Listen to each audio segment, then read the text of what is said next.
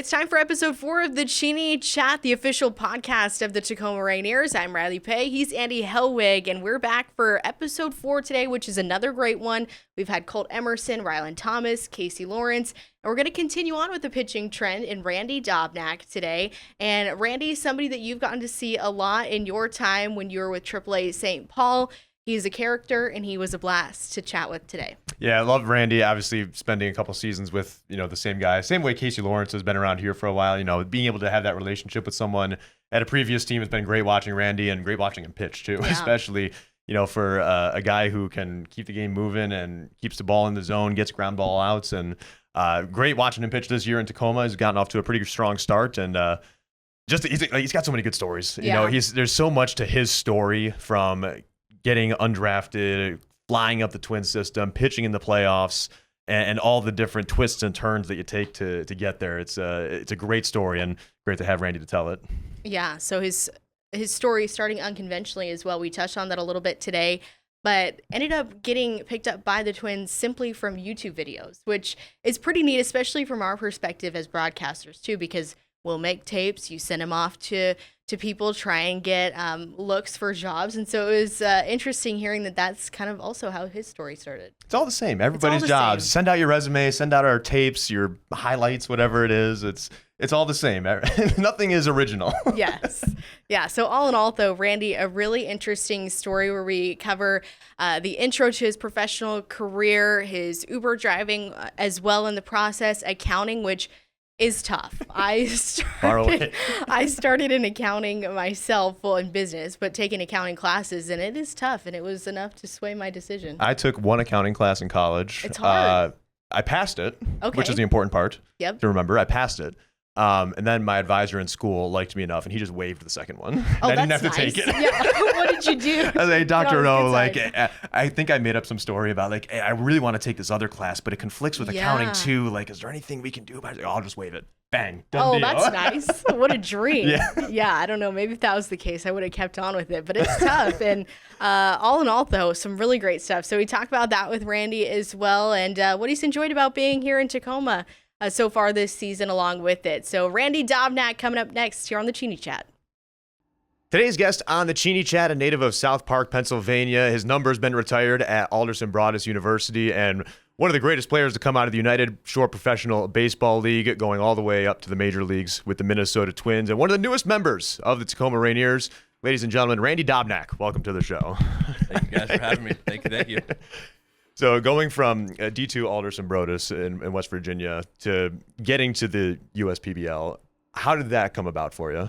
My catcher, my first 2 years of college, Danny Essien, his dad, Jim Essien, was a catcher in the big leagues for a long time for Tigers, a few other teams that he managed for a little bit, and he actually coached the indie ball team that I ended up playing for. And it was after my sophomore year, we lost the playoffs. And he was like, "Hey man, I want you to come play for my team once you graduate." And at that time, I'm like, "Okay, cool, whatever." Fast forward 2 years later, I graduate. I ended up not getting drafted. He calls me the next day. He's like, "Hey, I have a spot for you." I was like, "All right, I'll be there Monday." So it was kind of dumb luck, I guess. Mm-hmm. You had made plans to go into accounting, and truth be told, I started out in a business program, took the accounting class, and decided it wasn't for me after that. So how did you know that you wanted to get into that? Were you always good at numbers, or where did that come from? Yeah, I've always been really good with numbers. My wife kind of gives me crap about it. She's like, "How do you just add these numbers up, blah, blah, blah." But yeah, even in high school, I took some accounting business classes. I'm like, this is pretty easy for me. Could be something I would want to do. So I ended up getting my accounting degree. I got a business administration and marketing degree. Haven't used any of them yet, but they're on the back burners. Hopefully I don't have to use them. So you're not filing the taxes for the family yet? No, I used to do it a little bit, but now it gets a little too complicated. I'm like, I have a lady do that for me. Yep. I'm like, I don't want to get arrested. Yeah, fair. I'm a little rusty. Right. So the Utica Unicorns, it's a 4-team league. What's it like playing in just a small league like that? So there's about 45 games, I think, of the schedule or so. What was that league like? I honestly thought it was really cool. In my scenario, we would play, if I remember correctly, there's 4 teams, all the same stadium. Mm-hmm. You play 2 games on the weekend between Thursday and Sunday, because there's 4 different teams, blah, blah, blah. Yeah. And then you play 1 or 2 games between Tuesday and Wednesday, but those games, there was no fans. So it's really, I don't know if it's still the same way, but it was kind of strange. And then we had fast forward a little bit, we had COVID season with no fans. I'm like, wait, I've done this before. But yeah, I thought the stadium was really cool. The fans were great. They would sell out every game.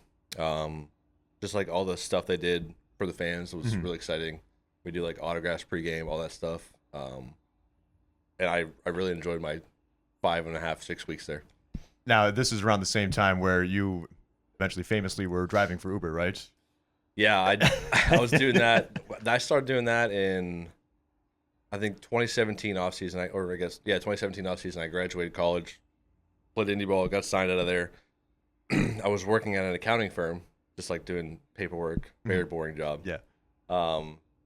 It was kind of interfering with like my workouts. Like I'd be there all day. By the time I get off, I'm like, oh, it's 6 o'clock. I gotta go work out, throw, do all this stuff. And I started doing that. Some days I'd do the work every day. Some days I'd go drive. I'm like, after a little bit, I'm like, well, maybe I could just do this full time. Well, not full time, but like I do it on my own time. So I ended up doing that. It was nice. Like I can clock in, clock out, go do my baseball stuff. Because at that point in my career, I'm like, I want to focus on baseball. Like work's always going to be there for somebody. Yeah. So doing Uber and Lyft, it was super nice. I was able to, do it on my own terms. So if I wanted to go throw a bullpen this day, I don't have to worry about work, any of that stuff. I was like, I can go do whatever. So I did a little bit of Uber driving back when I was in school, and I would do it a couple of different times. Sometimes I would do like the weekend late night, like going out crowd. Other times, the morning stuff. What kind of what was the demographics you were pulling in? I started out doing pretty much nights. Yeah. I never really did mornings. Okay. Early mornings. Yeah. I guess my drift. But I started doing it primarily like Thursday, Fridays, and then I would start doing weekends. But the longest day I did was New Year's Eve of 2017. I started at like 3 p.m., finished at 5 a.m. You had to get some characters, I imagine. I mean, yeah, it was nuts. It was nonstop, but it was fun. I did it in downtown Pittsburgh. Nice. And I grew up obviously in Pittsburgh, but I never really got to know the downtown driving situation because I was 16. I didn't have a car until I was like 17. By the time I was 17 with a car, I was in college, right? So I started driving Uber downtown, and like, there's a lot of bridges, you're on a road below a bridge. Your app thinks you're on the bridge above you. And you get lost, right? So I finally figured out all the roads and stuff like that, which can be very confusing. But at the end of the day, I really enjoyed it. It was fun. You meet a lot of interesting characters, especially late. Yeah. Who are some of those just stories? Do you have anything that stands out for you? I've gotten cussed out a lot of times for no reason. Just, it's 2 a.m. Rough day. Yeah. The one guy, it was New Year's Eve. Picked him up. It was probably like 3:30 in the morning. And he has the address in the phone. I'm like, hey man, like this is a parking lot downtown. He goes, no, just take me. I'm like, I'm telling you right now, this is gonna drop us off in the parking lot downtown. He goes, no, it's fine, dude, just go. Okay, we pull up to the parking lot. I'm like, all right, we're here. He goes, what are you doing, dude? I'm like, Where's the parking lot? I was telling you. He's like, no, this isn't right. I'm like, he's like, can you just take me to this spot? I'm like, dude, that's another 45 minutes. He's like, then he was saying like, I'm out of money, I can't do that, blah blah. I'm like, I can do it for cheaper. Like, I can't drive you an hour and a half out of my way for free after I warned you, like, hey, this isn't the right address. After all that, him and his girlfriend get out of the car. He slams my car door shut. I'm going home. Yeah. I ended up doing like 1 or 2 more rides because that was when I was up until like 5 a.m. Is that the 1 4-star rating that you got? That might be the one. That's probably what it was. Hopefully he got home safe. I mean, I tried to help him, but he was not willing to have me help him with that situation. I saw an interview too where you talked about this, where they asked you what you learned about yourself during Uber driving, if it correlates with baseball at all. What is the biggest lesson? You said expecting the unexpected. Would you say that's it? I'd say, yeah, you can kind of get a read on people when they get in the car. Yeah. Quickly, like, okay, they're going to talk. Cool. They're not going to talk. Even cooler. Yep. But yeah, just kind of expect the unexpected and kind of just be patient with some people, obviously, especially late at night. I'm trying to think. I had another really good story. It was also New Year's Eve night. I was waiting outside this bar, waiting for I think it was a girl to come. It was like probably midnight-ish on New Year's. I've been waiting for like 30 minutes. And if you've ever gotten a ride and Lyft and Uber, that's not good. Yeah. So I'm sitting there waiting. I'm like, whatever. Got my blinkers on. Some guy knocks on my window. are you an Uber? Yeah. What do you need? He's like, take me to so and so. I'll give you $50, and it's legit from like here to like the home plate. $30. I said, I canceled the ride. I said, get in the car. Let's go. And we drove. It was like a minute down the road. I was like, do you need anything else? Yeah, Do you want to go somewhere else? But yeah, I've got some stories, but Love it. Let's shift focus to your baseball career because this is untraditional too. Your dad had videoed you pitching, and that's how the Twins found you. They hadn't seen you before they signed you. Did you ever figure out how they found you on YouTube, or what all went into that? well, the league that I played in, the USPBL, they broadcast their games on YouTube. I don't think that it might be different now. Obviously. Yeah. It's been 9 or 10 years. But yeah, my dad would always record games in like high school, college, pro ball, and he just like post it. Doesn't have not a lot of subscribers, just post a video. And that was he likes doing that kind of stuff, getting pictures of guys, videos of guys. And the scout that actually saw me, Billy Milos, I still talk to him at least once a month. I think he's with the Rockies now. He was with the Twins for like 29 years. But yeah, nobody ever came to see me play at the stadium. I guess they just saw the video, called the people that work there, and like, what do you got on this guy? I don't know what they said, but I guess it worked out for me. With the team never watching you pitch in person, is there ever part of you that's like, is this for real? Like, I mean, I still don't know what's going on in my life for the last 9 or 10 years playing baseball. It's been insane. And then fast forward too. Now we look at 2019, which is a year that pretty much changed your life. You started in High A Fort Myers. You find yourself then pitching in the postseason at Yankee Stadium. When you look back to that year, what do you remember about that whirlwind? I mean, I also got married right before this playoff game. Right. I mean, me and my wife will sit down at least once a month and just like, do you remember 2019 and 2020? She goes, honestly, I have no idea what happened. Blur. But about the wedding, we actually picked the date 2 years prior when I just signed. I was in a rookie ball, and Elizabethton doesn't even exist anymore. Well, the town does, but Yeah.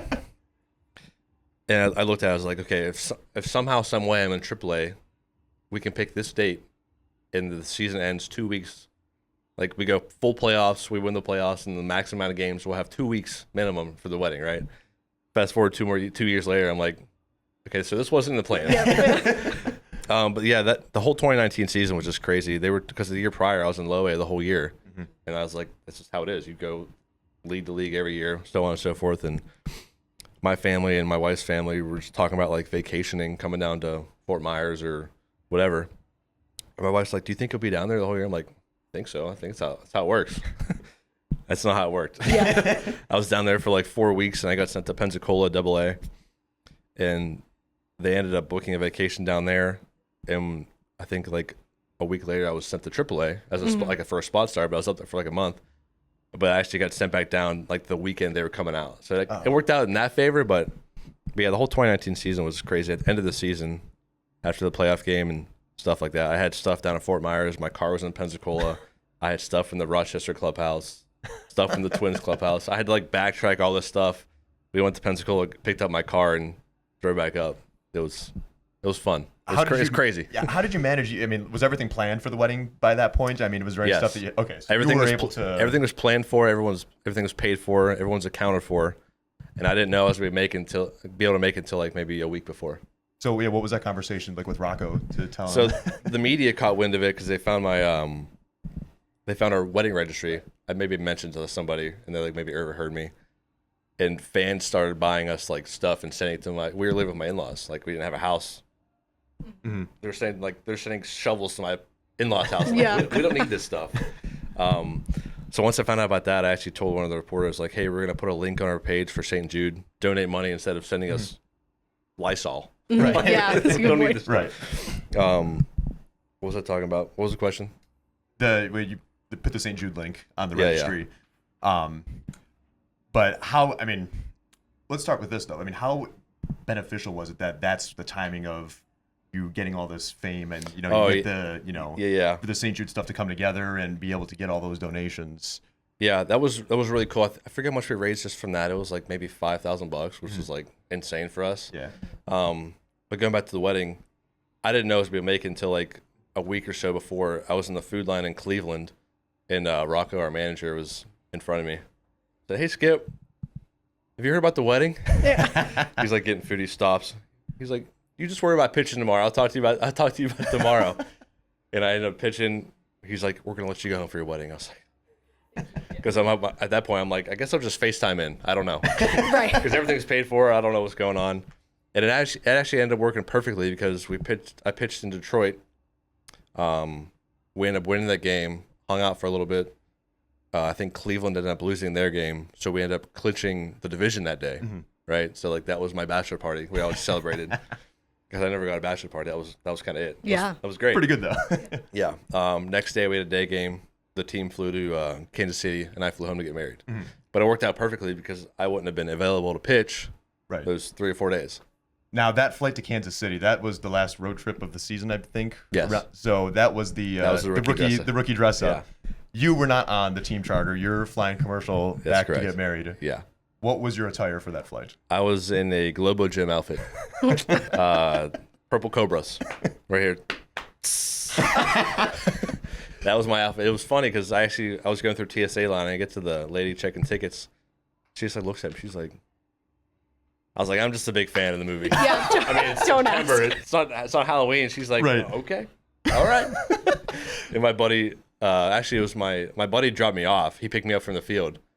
He's like, what the hell are you, like, take me to the airport. Don't ask, man. He actually, I think I have a video. He recorded driving up to me, and I was on the corner going. So did you get back home to your fiance at the time see you in this costume and think like, At what, this point, what am I getting in? at this point, she's like, what else? What? I mean, I can't expect less, right? Her uncle actually met me at the airport and picked me up because he was flying in for the wedding, Uh-huh. and he didn't know. He sees me, he's like, Had you met him before? I've met him before, Okay, but okay. like I was in a Globo Gym. I was in tights. He's like, what in the world's going on? I was like, I'll explain on the way home. 'Cause we're an hour and a half from the airport. I said, we have time. Yeah, time to break down. But then I get to the house and my wife's like, our fiance, she's like, all right, whatever. Yeah. So you get married, everything goes well, and then get back ready for the playoffs, pitching in the Bronx. I mean, what was that experience like? At the wedding, everyone was asking me, are you on the roster? Are you on the roster? At this point, I knew I was pitching game 2, but like, I'm not saying anything. I didn't say anything to my agent. The only person I knew was my wife and I. And then after they announced, it was like the next day or the 2 days later, they announced it, and everyone's like, "Did you know?" I'm like, "Yeah, I knew." No I idea. can't tell anybody. But yeah, pitching in the Bronx was pretty cool. I mean, the whole season was just like insane. So I'm like, I'm out there warming up, like what is happening with my life right now, kind of thing, right? My wife's roommate from college is a huge Yankees fan. She actually got to come to the game too. Oh, wow. She's like, who do I root for? I think she had a Yankee jersey on and a Dobnak. She might have had a Dobnak jersey on. She's like, this is the only time I'll ever wear the other team in Yankee Stadium, right? But yeah, the whole scenario was crazy. It didn't really go as well as I wanted it to, but could have been worse. Sure, right. You talk about it a little bit, though, with the St. Jude stuff and the Minnesota community kind of embracing you. What do you remember about that system and just the way that they did embrace you during your time there? We got to do a lot of different charity work with St. Jude throughout the city. There was a brewery up there called Insight Brewery. We would brew a beer every year, and $1 from each sale would go to St. Jude. Mm-hmm. The first year we did Dobbs Fu Man Brew because of the Fu Manchu. Love it. The next year was Honey Nut Beerios. Nice. That's cool. That was a favorite, I think. And then we only did 3. The last year or 2 years ago was Pistachio. It was a Ooh, pistachio nice. golden ale. Oh, nice. Yeah. So the first one was a cream ale. The second one was like an orange blossom ale. Uh-huh. And then the last year was pistachio golden ale. Did you get some say into like the flavor and like what the beer was? Yeah, like? I got to help like pour all the hops and stuff in there. Nice. It was pretty cool. We also sold T-shirts with my face on it. It would have been these glasses with just like the Fu Manchu. Right. That was insane. I think the first year we did that was 2020. And they announced on the broadcast, and from the first initial sales of that, we raised $25,000 just of a T-shirt. Yeah. With my face on it. And we've done that every year since. And I want to say we're probably at like $40,000 plus, That's awesome. just from That's so looks cool. like Hulk Hogan. We learned that Andy actually has one of those T-shirts. I think I got one in Yeah. Minnesota when we were in St. Well, Paul. St. Paul actually had a giveaway night. Yeah, I think I got a one. blue one. So that was really cool. Obviously, the thing with our wedding registry, we've done it that way. And then I've done like, hospital visits. There's a lot of kids that we've kept in touch with over the years. the first girl we ever met, Olivia, she actually passed away, I want to say 3 years ago. But we still keep in touch with her parents. She has a brother and a sister. I pitched in Gwinnett last year, and they're actually from Atlanta, and they got to come down for that too. That's great. Cool. But yeah, it's been a lot of fun over the years. The Fu Manchu became iconic when you're coming up through Minnesota. Were you ever going to see it again? I'm sure at some point. I'm getting hot already. Yeah, it is warm today. That actually started I saw something on my time hop the other day when I first shaved it, right? I was pitching high A in 2019. I gave up a run. Right. And like my 5th start. I'm like, all right, I'm shaving. So I left. It was very, very faint. Uh-huh. And I left it for like just the day. I sent a picture of my wife. She's like, what are you doing? I'm like, I don't know, just whatever. Go to the field, sent to AA. I'm like, oh boy, I got to keep this. Yeah. I kept rolling with it. And I get to AAA, throwing well. I'm like, I can't shave now. And I get called up. And I was like, I guess this is it, right? This is who you are now. And then I got married. And I had the Fu Manchu at my wedding. It was funny. I was growing my facial hair out on the sides, just in case, my wife wanted me to shave it to like a normal beard. Right. And when the time came, I was like, you know what? Ask your grandma. And grandma said, why the hell would you not have a mustache? I was like, all right, we're having a mustache for the wedding. So we have pictures of us. I got the Fu Manchu for the wedding. So once my kids get older, I'll be able to explain to them why I look like that. Yeah. Bring it back. I'll bring it back at some point probably. You and I both spent a good amount of time in St. Paul over the last couple of years. The end of your tenure there, the trade to Detroit, you're in Toledo at the time. Mm-hmm. And so it's kind of one of those rare walk across to the other clubhouse trades.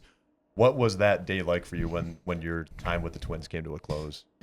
It was different. I mean, I've been with the Twins for 8 or 9 years, I guess. Mm-hmm. It's the only team I've ever been with, so that's all I ever knew. And we flew to Toledo on a Monday, travel day, and we're facing Toledo, obviously. And I'm in the hotel room, just like, I think I was playing old school RuneScape. You ever heard of that game? Yeah. Played a lot. I'm sitting there playing. I get this call from our GM. I'm like, am I getting released? Because I haven't been throwing well. I'm like, maybe it's time. He's like, hey, man, just wanted to know that we just made a trade with Detroit. It's you and Paddock. We're going to Detroit. You'll probably be with Toledo. I'm like, great. I'm already here. Yeah. And like at that point, I'm like, I'm in shock. I'm like, that's the last thing I was expecting. Yeah. I was like, I'll probably get released or called up or something, right?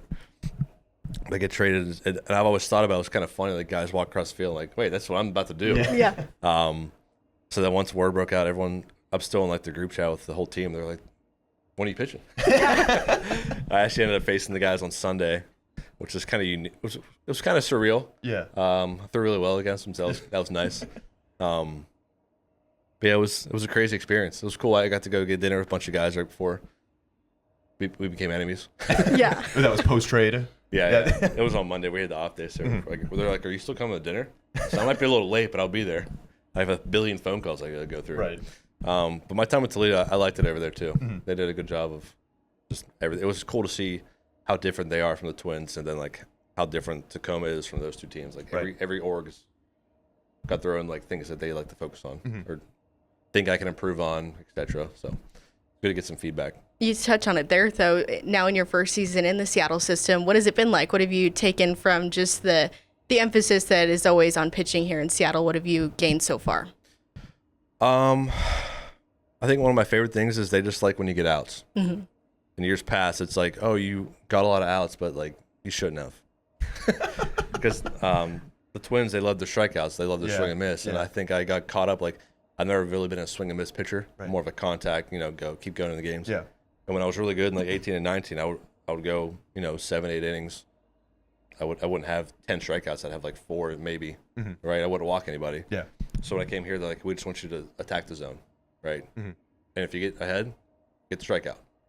And I think when I was with the Twins over the years, I just kind of fell off. Like, I need to get swing and miss no matter what. So I'm like, first pitch, swing and miss. Oh, it's a ball.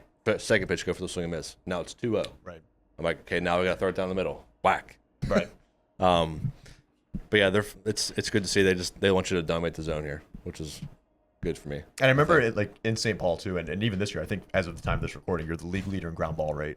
Like, at what point did you realize? This year? I think Sick. In case you didn't know. It's up there. I know it's up there. Yeah. What point did you realize like the way your sinker moves is above average? I think in 2019 when I switched from just like, because in 2018, 17 when I signed, I had a 4-seam, 2-seam, slider, curveball, splitter, changeup, and they're all pretty bad. That's what they told me. But I'm like, well, I'm going the distance here. And then 2019 I switched to like the 1-seam grip. Okay. And that kind of just like changed my career. And then like it got to the point where like, hey, just throw that. Like just throw that. You're gonna get the ground ball, throw it in the zone, right? And I think throughout 2019 and going to 2020, like once I got called up, I'm like, maybe this is a pitch I can kind of work with. Mm-hmm. And I'd argue even like now, the last few years, like my slider and my changeup are way better than they were when I debuted. Mm-hmm. Like that year when I debuted, the only pitch I really had that was good was my sinker. Mm-hmm. And Wes Johnson was the pitching coach there, and he's like, we want you to throw this like 75% of the time. I'm like, all right. And then I kept doing that, and it was working. So I think 2020, my ground ball rate was probably one of the highest in the league that year. Yeah. COVID shortened season. And like, just keep throwing that thing. I was like, maybe this is something unique. And then everyone's always asked me for the grips and all this stuff. So like anytime I see like a 1-seam grip, I'm like, is that part of me? The grandfather of the 1-seam grip? Yeah. Every time the spring training with Twins, they show up, like, let me see your pitch grips. I'm like, who wants to see them? We'll close things out with this. In the couple months that you've lived here in Washington, what have you enjoyed about kind of getting sent to a new community, being here in Tacoma, moving your family out here as well? What's it been like for you so far? We love it up here. It's been super nice. Even the rain days, I mean, it's going to rain everywhere. We live over in Gig Harbor, and we're kind of near the water. It's a really nice little home. There's a backyard for the kids to run around, or the older one to run around. The community's been great. They get really good crowds here, and my wife loves the way that Ashley does things here. Ashley's great. She talks about it a lot. She goes, I just love the way she does stuff here. Mm-hmm. Yes. She takes care of the families, and that's probably one of the more important things people don't really think about. Because like they're like, oh, they're just out there playing baseball. I'm like, a lot of us have kids, families, right? A lot of logistics going into this stuff rather than just, oh, they just play catch. Yeah. Sometimes we do just play catch. Yeah. But there's a lot more to it that I think people don't really realize that goes into it, and Ashley does a really good job helping that. Well, we're happy to have you here, and we appreciate you taking the time today. Yeah, thanks for having me. Huge thanks to Randy, having him on the Cheney Chats. It was great to hear about his story climbing up through the minor leagues, all the great work he's done with St. Jude too, and some of the other stories that you run into with guys on their way up through the lower levels, eventually getting to the major leagues. Randy's a character to have, and I'm glad he's here. And if you haven't had a chance to see Randy yet here at Cheney Stadium or any of the other Rainiers that we have, a lot of great guys to come see. Colt Emerson, top prospect in the Mariners organization, along with Randy, Casey Lawrence, some of our guests on the Cheney Chat. Make sure you come out here and join us at Cheney Stadium. Go to TacomaRainiers.com, stop by the box office, give us a call, and get your tickets because there is a lot of season left and the weather is getting nicer and nicer by the day. So come out here and join us here at the ballpark. Yeah, it's perfect right now in Washington as we record this. And he talked about that a little bit as well, living in Washington so far. Beautiful in this summer, and all in all, just a great place to be. But it was fun watching you two interact as well. I know your connection to St. Paul, and did you get to have a moment where you were kind of reliving some of your St. Paul moments simultaneously? Yeah, there was some of it. Like, I almost thought about asking him about the first start he made in St. Paul, because that was an interesting time, because that was when they were transitioning from an indie ball team to a AAA team. And there were some growing pains, for everyone getting used to what affiliated ball is like, and for the players getting used to what the Saints experience was like there. Mm-hmm. And I remember Randy did a video press conference, because it was the COVID restrictions still, after that first start in St. Paul. And I remember some reporter asked him, like, oh, what'd you think about the Saints experience? Because that's their thing out there, right? It's different, it's crazy. Netflix too, that they covered on there. Right, it was owned by Bill Vack at the time, so the whole experience. And I remember Randy sits there behind the camera and he goes, it was different. That's the word. Yeah, it was different. And so, but no, I mean, obviously we had spent a couple seasons together there, so great to have him up here now and, kind of a full circle moment. Yeah, what's it like having the full circle moment? I mean, there are a lot of people that you kind of cross paths with across your different stops in the minor leagues. Alex Hoppe was in Portland when I was, so that's always cool where you bump into people at the same time. Mike McCarthy was a Sea Dog. Was a Saint too. There you go. See, so it's nice. It's kind of cool when you get to cross paths again and meet up in a spot down the line. Yeah, it's awesome. And it's a full circle, Yeah. brings it all together. Yeah. Look where we are now. Look where we are now. Well, once again, Randy, who is awesome today on the Cheney Chat for episode 4.